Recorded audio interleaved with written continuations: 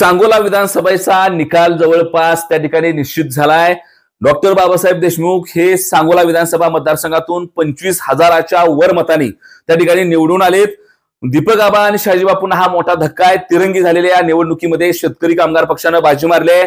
सांगोल्याची जनता ही धनशक्तीच्या पाठीमागे न जाता जनशक्ती म्हणून त्या ठिकाणी शेतकरी कामगार पक्षाच्या पाठीमागे गेले चित्र पाहायला मिळतंय।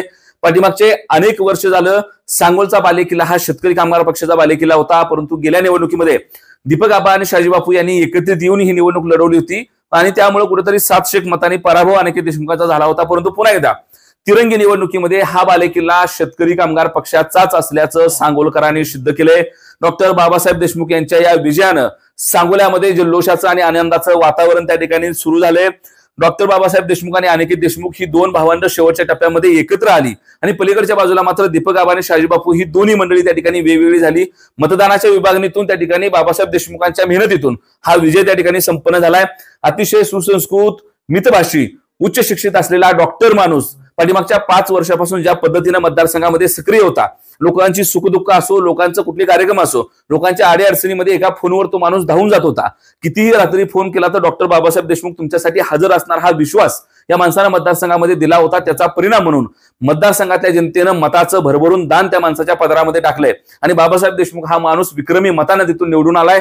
उद्या सांगोला विधानसभा मतदारसंघामध्ये त्या ठिकाणी बाबासाहेब देशमुख यांच्या माध्यमातून गोरगरीब कष्टकऱ्यांची कामं होतील हा विश्वास इथल्या जनतेला होता।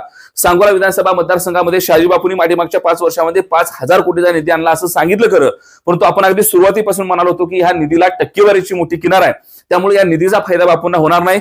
पाणी आणलं म्हणून मतं मागितली, परंतु पाण्यासाठी पाठीमागच्या 30-35 वर्षापासून भाई गणपतराव देशमुख यांनी मेहनत केली होती।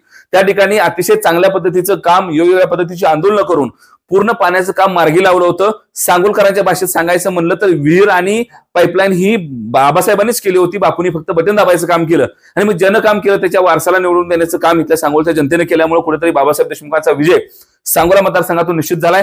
सांगोला मतदारसंघामध्ये बाबासाहेब देशमुख का निवडून आले याची 10 प्रमुख कारणं ही उद्याच्या व्हिडिओमध्ये तुम्हाला निश्चितपणे सांगू, परंतु तुर्तास तरी सांगोल मधली जागा जिंकून बाबासाहेबांच्या कार्यकर्त्यांनी जल्लोषाला सुरुवात केली आहे। हा विजय डॉक्टर बाबासाहेब देशमुख आणि डॉक्टर अनिकेत देशमुख यांच्या मनोमिलनाचा आहे। हा विजय सांगोल्यातल्या शेतकरी कामगार पक्षावर प्रेम असणाऱ्या सर्वसामान्य जनतेचा आहे।